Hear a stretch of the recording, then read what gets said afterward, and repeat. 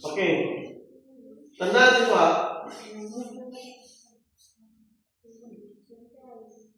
ang buhay natin dito sa mundo ay maikli lang. Tandaan dito mga kapatid. At ang kamatayan ay biglaan. Ang kamatayan, biglaan, na walang pinipiling edad at oras. Tandaan mo. Ngayon, ilang taong gulang ka na ba ngayon? Ilang taong gulang ka na? Tanungin nyo ang inyong mga sarili. Tanungin natin ang sarili. Halimbawa, si Sister, ilang taong ka na? 50, mga 50. Halimbawa, kung nasa 50 na tayo, ilang taon na lang ang pamumuhay natin sa mundo? Tandaan natin yan. Ilang taon na lang ang pamumuhay natin sa mundo? Kundi na lang. Kasi sinabi ng mahal na Propeta Muhammad sallallahu alaihi wasallam na ang tao, bihira lang tayo maabot ng 63 sa edad. Sa panahon ngayon, naunang namamatay ang kalahian. Tama yun eh? Tama. At parami ang kababaihan. Parami ang kababaihan ngayon. Pumunta ka sa palengke. Pumunta ka sa pangalan. Sino marami yun? Lalaki ba eh? Babae. Okay. Ang punto dito, kung ilang taong gulang ka na ngayon, magseryoso tayo sa ating relihiyon. Yun ang punto. Magseryoso tayo sa ating relihiyon. Ibig sabihin, ilaanan natin ito. Ang mga natirang edad natin sa mundong ibabaw, ilaanan natin sa relihiyong Islam. Ilaanan natin sa relihiyong Islam. Kasi bakit? Habang ang araw ay palubog ng palubog, ang buhay naman natin ay palubog ng palubog.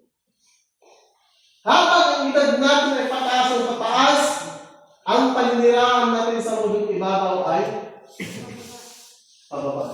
Ibig sabihin, palapit tayo sa kamatayan. Tandaan niyo. Kaya paano naman dumating sa ating kamatayan? Damihan natin ang paggawa ng kabutihan. Kabutihan ito sa pagsamba kay Allah. Paano sa sambahin? Dapat natin sambahin sa kanyang kagustuhan. Ano yan? Pamaraan ng pagdarasal. Sambahin natin siya sa pamaraan ng pagdarasal na itinuro sa atin. Itinuro sa atin ng mahal na Propeta Muhammad sallallahu alaihi wasallam. Ito na yung pagdarasal. Isuko natin ating sarili na buong kaluban sa kagustuhan ni Allah subhanahu wa ta'ala. Totally submit yourself to the will of God. Ito na yun. Isinunod natin yung sarili sa gustuhan ni Allah subhanahu wa ta'ala. Okay? Kaya ulitin ko, ilang taong gulang na tayo ngayon, tandaan palagi na ang buhay natin ay palapit ang ating katawan ay palapit sa ating tayo. Sa lupa, tandaan nyo. Tandaan nyo na ang lupa na ito, naghihintay sa atin. Naghihintay sa atin ang lupa na ito. Tandaan nyo. Halimbawa, habang nagpapagbuhay sa lupa, natingnan natin yung lupa. Ganun din. Balang araw mag-ganito natin. Kaya bakit ikaw sa atin yung pagiging seryoso tayo? Kasi bakit? Kapag ikaw ay Muslim, hindi ito ang tahanan. Ang tahanan natin ay sa kabilang buhay. Nakuha natin? Kaya maging seryoso tayo.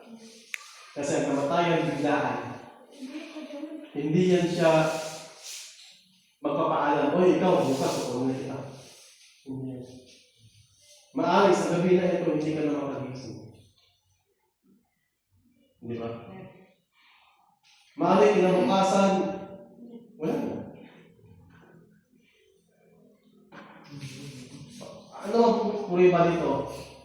Ilan naman kapitbahay din naman tayo? Di ba marami na? O, saan sila kayo? Hindi na. Tanda yun na tayo ay susunod sa kanila. Ang kaibahan doon, kung sila ay namatay ng Kristiyano, hindi sila makakasok ng Paris. Yun ang naman. Pero kung tayo ay namatay ng Muslim, 100% makakapasok tayo ng Paris. 9 na po yung namatay dito sa bahay dito. Ha? 9 na po. O 9, di ba? Nung nakarang taon siguro, nakakasama pa niyo sila, di ba? Nakakausap pa niyo sila. Pero ngayon na taon lang, naging alaala na lang. Tapos mawawala din sa kanila yung matagal na. Mawawala din. Wala doon na sa mga... Kasi totoo, kahit papa mo pa yan, kahit anak mo pa yan, tala nyo, kung may magulang ka namatay, mahaba lang yung isang linggo na pagluluksa mo. Pangalawang linggo, makakalimutan mo yan. Kung ang asawa mo namatay, nagluluksa ka, mas nasaktan ka, isang linggo lang mo. Pag pangalawang linggo, makakalimutan mo. Ganyan po. Kung ang anak mo namatay,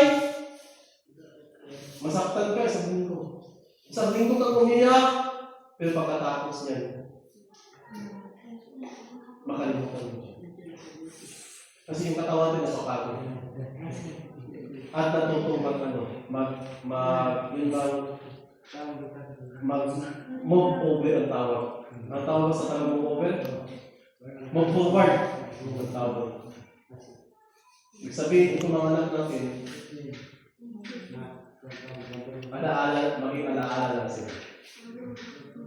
Masakit man sa ating gawin, pero kaya habang tayo ay maging seryoso tayo natin, relihiyon. Okay, napatin? Kasi ang kamatayan, biglaan. Sa gabi na ito, saksi ang mga anghel na nakapalibot sa atin. May mga ano ngayon. Saksi ito, itong mga lumilipad, magsasaksi yan sila sa atin sa kanamuhan. Lahat ng mga buhay, mga puno, yan, magsasaksi yan. Yung hangin. Hangin ngayon, natin malamig, di ba? Magsasaksi sila sa kanamuhan. Na nakaabot sa atin ang kabuhay.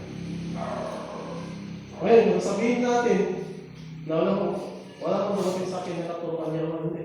Ito sa nasasakyan sila, yung mga ayos na. Kaya na, narinig ko.